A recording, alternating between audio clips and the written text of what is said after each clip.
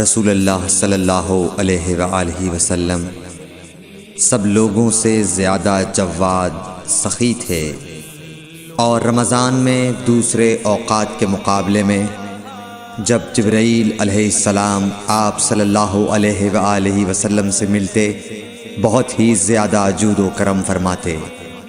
جبرائیل علیہ السلام رمضان کی ہر رات میں آپ صلی اللہ علیہ وآلہ وسلم سے ملاقات کرتے اور آپ کے ساتھ قرآن کا دورہ کرتے۔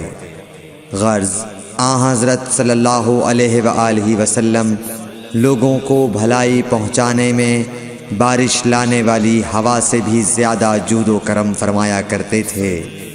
صحیح بخاری حدیث نمبر 6۔